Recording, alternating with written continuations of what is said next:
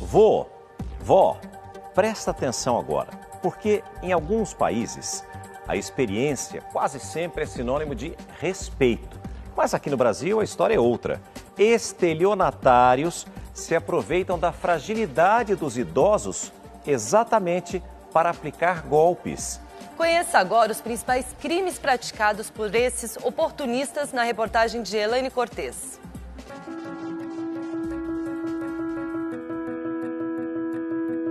Depois dos 60, a velocidade é outra, dos passos e do raciocínio, na maioria dos casos. A memória já fica mais lenta. O idoso é mais frágil mesmo, né? E essa fragilidade é a arma silenciosa de um tipo criminoso que muitas vezes se apresenta sorrindo, falante, quase amigo, o estelionatário.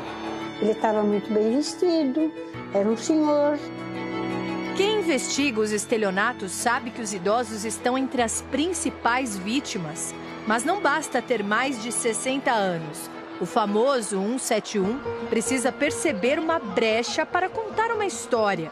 E quanto mais abertura, maior o prejuízo. Não, é falta de atenção. É porque vacilou, cai no golpe, né?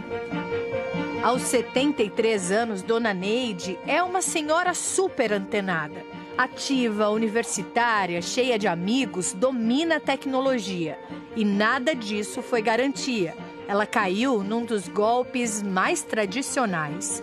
Eu estava na porta do banco esperando os meus familiares que iam me dar carona. De bengala, cheio de sacola e o cara me abordando, falando. O homem que falava e falava se passou por um funcionário do banco. Ele falava de um sorteio que nunca existiu. A aposentada deveria tirar um extrato e, quem sabe, ele estaria premiado. Eu falei, bom, tirar um extrato não custa nada, eu vou tirar, que aí ele para de me aborrecer. E aí, bastou.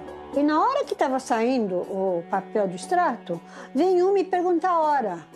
Olha que hora que vem perguntar a hora. E eu, muito inocentemente, ainda olhei pro braço, virei de costas pro outro e fui olhar a hora para dar pro rapaz. Eu acredito que enquanto eu virei para dar a hora pro outro, ele fez o saque, porque eu não vi as notas. Ele sacou em questão de minutos, na frente da aposentada, R$ 2.500 da conta. E eu não vi ele apertar saque, eu só apertei extrato. Para Dona Neide, restaram R$ 111 que não pagariam as contas do mês, além de um empréstimo que foi necessário e as consequências de um AVC pelo nervoso que passou. Quando eu vi o extrato, eu quase tive um treco. Eu fiquei branca, feito uma cera. De repente, eu apaguei. Ela ficou cega de um olho. A frustração abala a autoestima dos idosos que são enganados. Muitos desenvolvem até depressão por causa disso. Me senti usada, me senti, assim, idiotizada. Em todos os aspectos, eu me senti muito mal. Embora eu me considere uma pessoa esperta, eu fui uma boba. Dona Neide registrou a ocorrência, mas não é assim com a maioria. O que ocorre é que essas pessoas ficam com vergonha, ou quando não estão com vergonha, elas têm algum problema de saúde, passam mal, acabam até falecendo, porque elas se sentem enganadas e não entendem como que conseguiram ser enganadas de uma forma tão fácil. A estatística é desconhecida, mas os poucos registros que se tem já preocupam. Só em Minas Gerais, o último levantamento aponta quase 7.000 golpes no ano passado contra idosos. Eles representam 22% do total de estelionatos aplicados no estado. Quando eles percebem que já foram vítimas do golpe, já levou algum tempo, né? O que dificulta essa investigação. Passa de uma dezena o número de modalidades de golpes. Isso se a gente considerar apenas os mais praticados contra os idosos. Mas apesar de tantos alertas, é crescente o número de vítimas com mais de 60 anos. O golpe do processo é um deles. De repente chega uma carta prometendo uma correção de 40% ou mais na aposentadoria. Tudo que o idoso precisa é pagar os honorários para o suposto escritório de advocacia, que na verdade é uma central de estelionatos. Tem ainda a ligação de um sobrinho, que muitas vezes o idoso nem reconhece a voz, pedindo dinheiro para guinchar um carro quebrado. Acredite a quem transfira na hora ou até deposite a quantia para o golpista. Essa é a mais comum. Os idosos digitam devagar e sem cuidado. Muitas vezes até levam a anotação da senha para o banco. E o golpe do bilhete premiado? Lembra da dona Neide? A amiga dela quase caiu nesse. Veio rapaz falando se eu podia dar uma ajuda para ele, porque ele tinha ganho na loteria. Ele precisava ir na Caixa Econômica Federal para tirar o dinheiro, mas não tinha documento.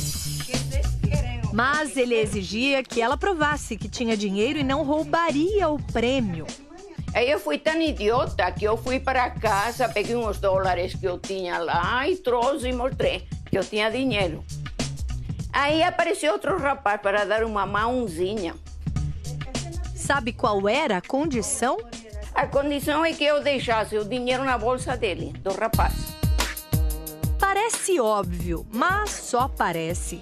Nas ruas, cada um que passa tem uma história. E venderam um seguro que não tinha cobertura. Por telefone falaram que tinham pego um filho meu. Mas eles falam chorando, dando queixa. Por telefone ele se dizendo que é do banco. Aí outro dia ele pede a senha da pessoa e que alguém vai passar na casa da pessoa para pegar. Essa do cartão, o perito em crimes digitais já ouviu muitas vezes.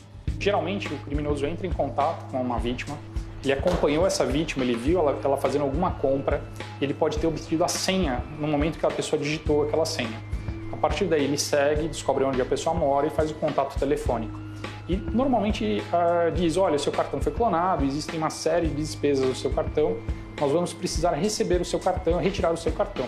Por favor, destrua seu cartão no ponto tal, então um ponto que não vai afetar o chip de leitura, só vai afetar o código de barras, né, a parte magnética, a tarja magnética, e aí ele passa para retirar esse cartão. Os idosos são usados também para a receptação de cargas roubadas, tudo na boa fé. Eles procuram essa pessoa e falam, olha, infelizmente eu mandei entregar um produto na rua de trás. Só que eu errei, eu sou da empresa de logística, ou argumentando de alguma forma, eu preciso de um favor da senhora. A senhora pode receber esse material para mim, por favor? Eles quase sempre estão prontos para ajudar, demoram para desconfiar. Os criminosos chegam a falar de expectativa de vida com eles na aplicação do golpe. Seu Jaime já foi sondado por um suposto plano funerário que poderia acabar com a vida financeira dele. A fase mais madura da vida também é muitas vezes a mais ingênua. Nada como a experiência. Eu percebi, começou com muita milonga. Quando eu começo a falar em funerário, eu já desigo. Não dou chance.